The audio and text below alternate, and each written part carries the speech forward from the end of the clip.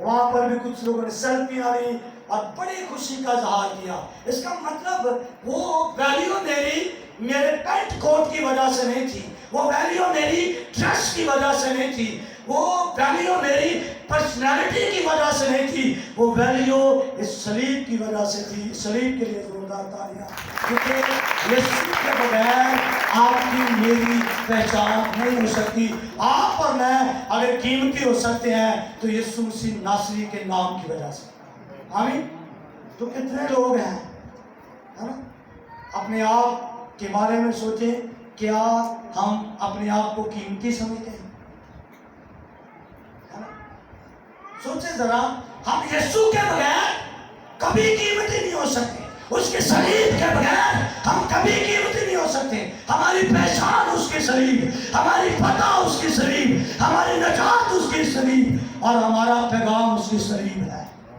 इसलिए याद रखिए, जरूरी है मसीहियों को अपनी कीमत के बारे में देखें। आज बहुत सारे मसीही घरों में लेटे हुए हैं, है ना, तो कहते हैं वी आर क्रिश्चियन, तो लेटे मंजियां थी। बंदा क्रिश्चियन हो गए इतवार का दिन, तो लेटे मंजी हो गए, है ना।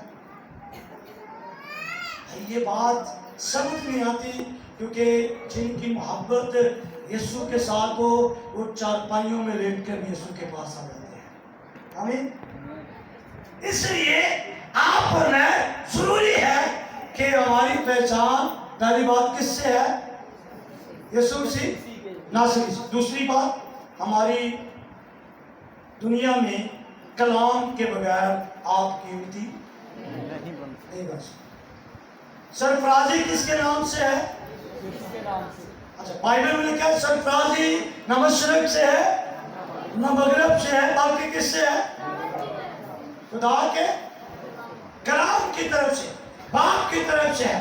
इसका मतलब कलाम आपको जीना सिखाता है, कलाम आपको रोशनी देता है, कलाम आपको हिकमत देता है, कलाम आपको दिलाई देता है, कलाम आपको सच्चाई की बातें बताता है, कलाम आपको हर तरह की मुश्किलात से निकालता है और कलाम ही आपकी बीमारियों का हल है। क्योंकि लिखा है वो अपना कलाम नाज़िल फरमाकर अपने लोगों को शिफा बख्शता है और उनको उनकी हलाकत से रहाई बख्शता है, बचाता है। इसका मतलब कलाम गुनाहों से रहाई देता, कलाम गुनाहों की पहचान देता, कलाम हमें जमीन से आसमान पर लेकर जाता है। इसलिए आप और मैं कलाम के बगैर कभी कीमती नहीं हो सकते। हमारा श्रृंगार कैसा होना चाहिए? जाहिर होना चाहिए। कलाम क्या कहता है?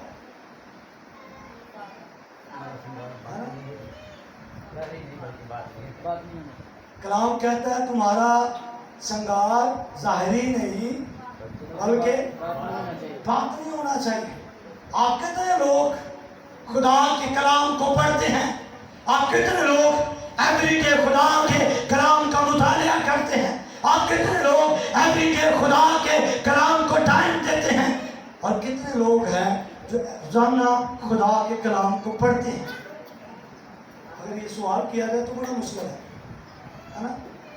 चर्च सब आते हैं, कलाम कोई नहीं पढ़ता है। चर्च सब आते हैं, कलाम सब सुनते हैं, लेकिन पढ़ता कोई है और अमल तो इक्का जो कई करता है ना। इसका मतलब ये है कि आप और मैं कलाम के बगैर कभी कीमती नहीं बन सकते। एक हवाला मेरे जहन में आ रहा है, यशाया 54 बाब है और 17 में।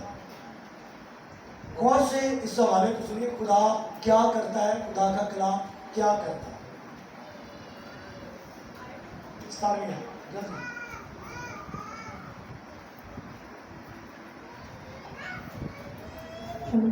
कोई हथियार जो तेरे खिलाफ बनाया जाए, कोई हथियार जो तेरे खिलाफ बनाया जाए, वो हथियार जादूगरी का हो सकता है, वो हथियार धन का हो सकता है, वो हथियार दुनिया की चीजों का हो सकता है, लेकिन कलाम कहता है कोई हथियार जो तेरे खिलाफ, किसके खिलाफ? तेरे खिलाफ। आप ये भी कह सकते हैं कोई खिलाफ जो कोई हथियार जो मेरे खिलाफ।